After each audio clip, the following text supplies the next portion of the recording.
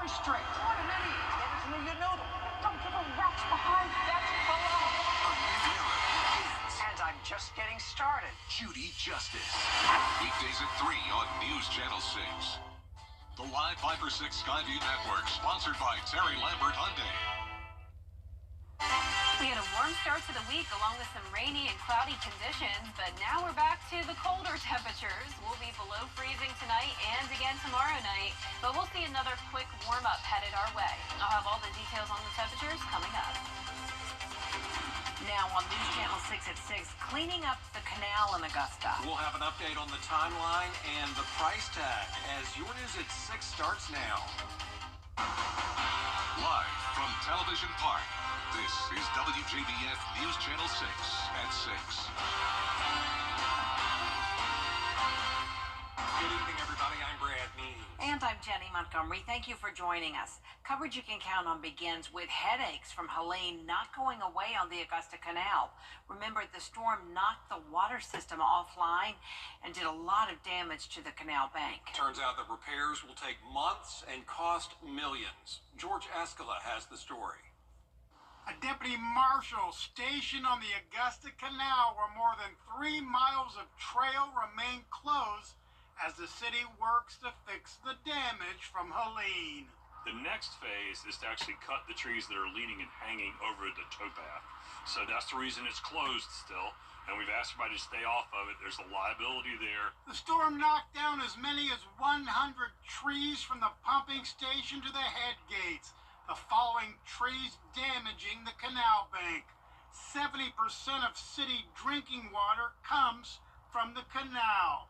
But to make repairs, the canal needs to be drained so backup diesel pumps can draw water from the river. The work expected to cost $8 to $10 million.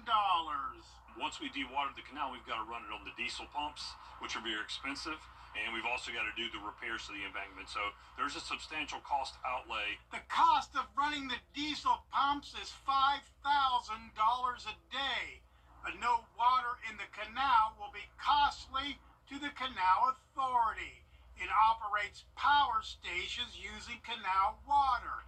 And if the canal is empty, no operating funds will be coming in. It means we're going to run out of money. All of our expenses for employees and things we do on the canal is generated from the hydropower. The plan is to drain the canal in February after the tree work is completed. Repairs to the bank could take 2 or 3 months, so the canal is expected to stay closed well into the new year. I'm hoping to have it in May. Yeah, again, when I can reopen it, I will reopen. The city has millions of dollars in work to do, but it's expected FEMA will not reimburse the entire cost. In Augusta, George Escala, WJBF, News Channel 6. And speaking of FEMA, it has extended the reimbursement time for the City of Augusta's debris cleanup. The city has now picked up almost 2 million cubic yards of debris since Helene hit back in September. Instead of 90 days, Augusta has 120 days to clean up for a chance at 100% reimbursement. The total damage is estimated to be around $30 million. We're hoping to have everything complete by February 1st is what we're projecting to be the total completion date. I think we're making good progress, but obviously it's not to everybody's satisfaction, and I apologize for that, but I assure you we will not finish until everything's done. Steve Castle with ISM Engineering says the target date to get everything picked up is February 1st. It is time now for our first check of the weather. And for that, we turn to our chief meteorologist, Jenna Petracci. Well, we had some rain this morning, and for the most part, we stayed under an inch. So notice Augusta at around ½ an inch, to the south of us around 3/4 of an inch, but definitely some heavier pockets up there in Saluda and Edgefield. Some heavy downpours and thunderstorms came through this morning, with up to around 2 to 3 inches of rain, and some spottier places getting up to around 2 inches of rain as well, down towards Crawfordville and Sparta. So you may have heard some thunder and seen some lightning this morning, but luckily the storm stayed pretty weak, but the winds certainly are not weak. We're seeing sustained winds up to around 15 to 20 miles per hour. Gusts currently currently up to 28 in Augusta, 29 in Aiken. The winds will settle down now that the sun has gone down, but we're still going to see some breezy conditions even into the overnight hours. This wind advisory will expire within an hour, but then the lake wind advisory extends until 1 o'clock in the morning. So it's going to still be breezy, and that's going to make it feel even colder outside. Our Terry Lambert Hyundai Skyview cam showing a lovely sunset here in Swainsboro with the flag whipping back and forth. Temperature change map showing conditions around 18 degrees colder than this time yesterday, 22 degrees colder in Aiken. So last night we stayed in the 60s all night long, but we are already down into the 40s by the 6 o'clock hour. 46 in Barnwell, 47 in Augusta, Louisville at 45, Aiken, you're at 44 degrees, and as low as 42 in Crawfordville and Lincolnton. Now when you factor in those high wind speeds, it's feeling like 35 degrees in Lincolnton, 36 in Washington and Saluda, and dew points are falling into the 30s and even some 20s. So definitely some dry air moving in with high pressure back in control. We'll be down to the 40-degree mark at 8 p.m., 39 by 9 p.m. So near freezing conditions tonight, wind chill falling into the 20s. Mild temperatures will return soon though, with little to no rain over the next 10 days. I'll have your full Viper 6 forecast coming up, but back to you. Augusta has a new place for veterans. They'll have access to resources and information that could really help them. Bria Smith here now to show us how it works and what it means. Yes, Brad, for the past decade, America's Warrior Partnership has helped veterans in the CSRA with a wide range of resources. Early last week, the nonprofit moved into a new chapter, but is still upholding its founding beliefs, which is serving veterans for a higher quality of life. Their job is to reach out to veterans locally and nationally to connect them with the proper resources in their community and region. Our focus is on building a relationship with a veteran, and we serve veterans all over the country. Whether you're a disabled veteran or a Vietnam era veteran or a post 9/11 veteran, it doesn't matter. What our focus is getting to know the veteran, because we believe that if you know the veteran and you understand who they are, then you can do the next steps of our program, which are educate the veteran about opportunities to improve their quality of life, advocate when they hit a roadblock, and in the end, what we do is we work with everyone. American Warriors Partnership's leaders say their website has more information if you are a veteran looking for help or resources. Jenny? All right, Bria, thank you. Today, local and state lawmakers met to reflect on the past year and look to the future. The legislative breakfast. American Warriors Partner. Today, local and state lawmakers met to reflect on the past year and look to the future. The legislative breakfast was held this morning at First Baptist of Augusta. The meeting included updates from the local delegation. Today's guest speaker was Georgia's Insurance and Safety Fire Commissioner, John King. His office is focused on helping the consumer, especially after the recent hurricane. We encourage people to look at our website, oci.ga.gov, and file a complaint or just call. We have a phone number that people can call us. It's listed on the website. They can call us and just ask. If you have a question, don't wait till you get frustrated with the system. We know that the system is very complicated. We have folks just standing by. We work for the consumer. We don't work for insurance companies. The Augusta Metro Chamber sponsored the event today. The Grovetown Police Department is giving back in a special way this holiday season. This week, officers drove 200 miles to deliver 2 patrol cars to the Marshall, North Carolina Police Department. The station there suffered heavy damage from Hurricane Helene. It's been operating with very little equipment since then. Grovetown leaders say they were more than happy to pitch in. They lost everything they had. I'm talking about your daily operational type items, obviously to patrol cars, and they were having to patrol in personal vehicles to answer calls. So we felt like that was a good opportunity to give back and to help another agency that was in dire need of that. The City Council unanimously approving to donate the vehicles after a presentation from Police Chief Jamie Kitchens. The North Augusta Stadium Advisory Board met today at SRP Park to discuss reimbursements from the American Rescue Plan Act. More than $149,000 of repairs and maintenance to the stadium were submitted to the Finance Department. Once we approve, which we did today, the funds, they will take the receipts and approve them to make sure that it's following all the entities that are allowed to with the ARPA funds and the entities that we're using for the reimbursement. And if not, then they will flag it back to us, and in our next meeting, we'll have to vote again. The Green Jackets also added an enclosed batting cage for players to use and made improvements to continue to have minor league baseball. Their next meeting is scheduled for March 19th at SRP Park. Coming up, a hearing on the U.S. exit from Afghanistan. What the Secretary of To you. Jenna is back with another check of the weather. The cold weather also back. Yeah, I mean, it's just as cold as it was last week now, with temperatures in the 40s and then eventually falling down into the 30s tonight and tomorrow morning. But we will have another quick warm-up headed our way. I'll have your full Viper 6 forecast when we return.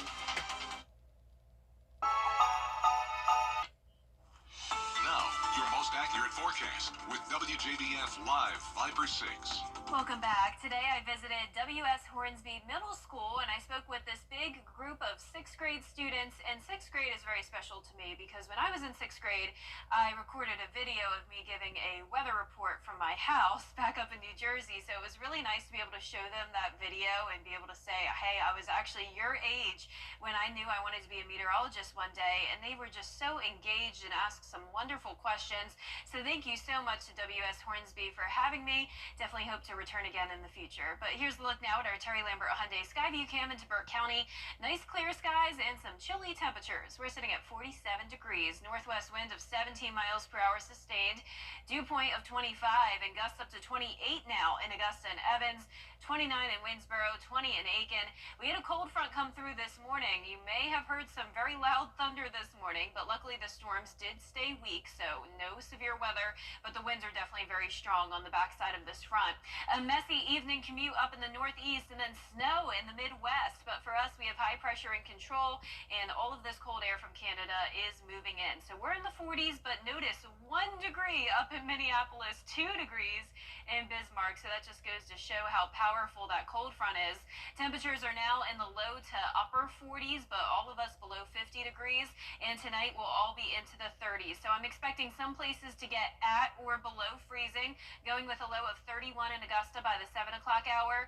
The winds are definitely going to settle down, but we'll still see winds around 5 to 10 miles per hour, which will make it feel even colder.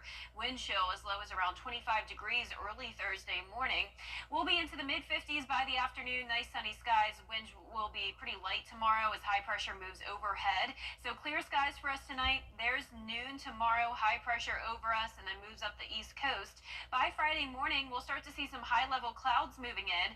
So by Friday night, mostly cloudy skies, but no rain expected. Just a few showers possible Saturday night into Sunday morning. Temperatures will be cold only for a couple of days. We'll actually warm up into the 40s as we get headed to next week, and our highs will be into the mid to upper 60s. So pretty mild third week of December for us. Lows tonight will be in the low to mid 30s under clear skies. Sunshine tomorrow. 54 in Augusta, putting us around 10 degrees below average. And that 10-day forecast showing a mix of sun and clouds over the next several days. We'll see just that 30% chance of rain on Sunday morning. We'll be pretty warm next week, but then we will have another big cool down back to 58 degrees next Thursday and some below freezing mornings again. Now, congratulations to today's umbrella winner. That is Hamp Holmes from Trenton, South Carolina.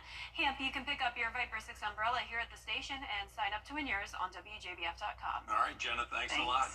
Coming up, meet this week's scholar athlete out of Briarwood Academy. Hear from his coaches and parents about what makes him a great leader and motivator. That's coming up in sports. Ready to develop more than a slash career? The Scholar Athlete Awards are brought to you by Jefferson Energy Cooperative, Rebath of Augusta, McDonald's, and WJBF News Channel 6. Now, WJBF sports coverage you can count on.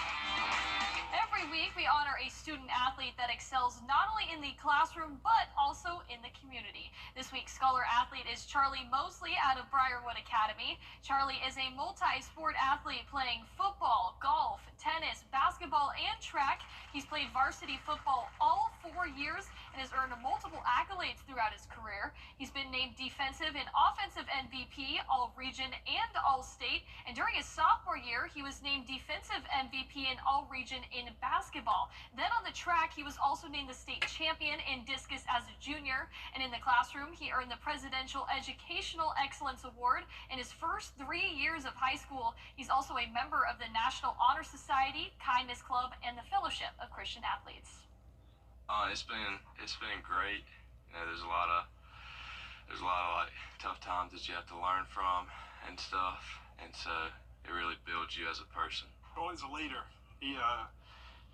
He's grown so much in so many ways, but the main point was leading. He loved the game of football, and he dedicated his life to it. And this injury it's hard, but he's gonna, with his work ethic and his determination, something good's gonna come out of it.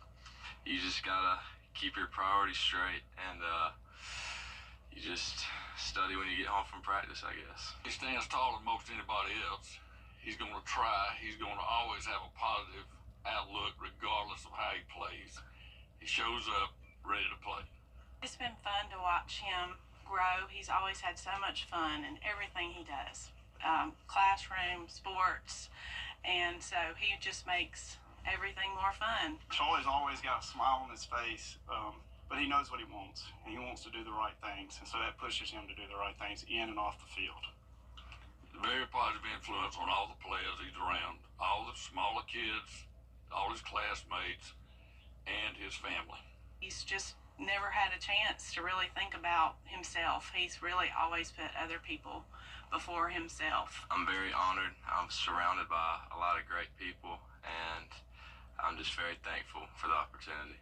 Charlie, and all the best to Charlie, who suffered a lower leg injury in the end of the year for football season. We wish him a well recovery, and congratulations on being named this week's Scholar Athlete.